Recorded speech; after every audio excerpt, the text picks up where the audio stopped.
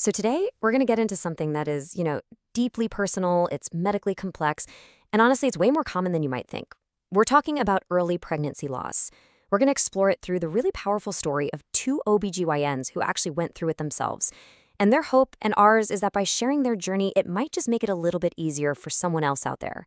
So let's dive in. This quote, wow, it just hits the nail on the head, doesn't it? The second that test comes back positive, it's not just a maybe anymore. A whole future just immediately starts taking shape in your mind. And that's exactly why the loss, no matter how early on it happens, feels so incredibly profound. So let's start right there, with the life that begins the moment the planning does, and with the unique and often really silent grief that comes when all those plans are suddenly cut short. It's amazing how fast that future starts to feel real, you know? In the story we're following, they were already kicking around names, looking online for a bigger van to fit a growing family, even trying to figure out sleeping arrangements in their house. That baby was already being woven right into the fabric of their lives. And that's what makes the absence feel so real. And I think this phrase just captures the experience perfectly. It's a weird, hard grief. Weird because you're mourning a future that you'd only just started to imagine. And hard because, well, a lot of people in your life might not have even known you were pregnant. So you often end up grieving in silence, not even sure how you're supposed to feel or who you can possibly talk to about it. All right, so now we get to the clinical turning point of this story. And for this particular OB-GYN, it happened during what should have been a moment of routine reassurance. An early ultrasound she was actually performing on herself. Can you just imagine? Those are the words she's saying to herself while looking at that screen. That clinical observation, I don't see a flicker. That's the moment where her medical knowledge just collides head-on with personal heartbreak. It's an absolutely devastating realization. So it's really important to understand what this flicker actually is. It's not just some technical term. It's the very first visual confirmation of life. It's that little sign that tells you everything is progressing just the way it should. And when it's not there, after a certain point, that's definitive. And that absence is what leads to this very specific diagnosis, a missed miscarriage. This is a really strange place to be, where your mind knows the pregnancy has ended, but your body, well, your body hasn't gotten the memo yet. The physical signs of pregnancy can actually continue, and it creates this really difficult period of just waiting. Okay, so let's talk about that waiting period.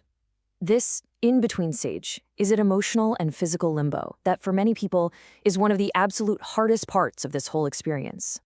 This really says it all, doesn't it? It gets at that totally confusing state you're forced to live in. Your body still thinks it's pregnant. You have the hormones, you might have the symptoms, but you know there's no longer a viable pregnancy. You're just stuck at this impossible intersection where you can't fully grieve and you can't move on because physically nothing has happened yet. And that limbo, it can go on for a long time. While most miscarriages do resolve on their own, the data shows that it can take up to 8 weeks. 8 weeks! That's 2 months of waiting and wondering every single day when the physical process will finally start. It's just an incredible emotional burden to carry.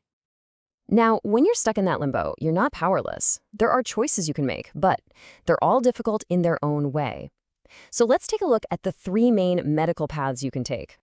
So you've basically got 3 options on the table. First is expectant management. This is essentially the watch and wait approach, where you let your body recognize the loss and start the process on its own time. Second, there's medical management, where you take medication to help things along. And third is a surgical procedure, often called a D&C, where the tissue is removed while you're under anesthesia. Each path has its own physical and emotional pros and cons, and there's just no single right answer for everyone. This whole experience really shines a harsh light on the problem with grieving in silence, and it challenges some of that old conventional wisdom that frankly just isn't very helpful. We've all heard the old advice, right? Don't tell anyone you're pregnant until you hit 12 weeks. The thinking was to protect yourself since the risk of miscarriage is highest then. But what does that really do? It just isolates you if a loss does happen. So the new perspective is to completely reframe it. Who would you want to lean on for support if things go wrong? Tell those people. Build your support system from the start.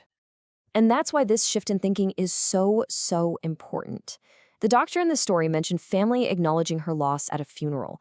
And even if you don't feel like talking about the details, Just having people know what you're going through, to have them acknowledge your loss is incredibly powerful. It makes the grief feel real and validated instead of something you have to carry all by yourself in secret. And that's the real paradox here, isn't it? Early pregnancy loss is an incredibly common part of the human experience. So many people go through it. And yet, it remains one of the most private and unspoken sorrows. And that silence is what makes an already agonizing experience so much harder to bear. So where does that leave us? It leaves us with this question. And sharing stories, just like the one we've walked through today, is a really good start.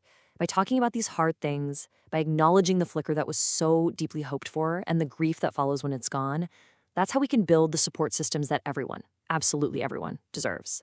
So let's try to keep this conversation going.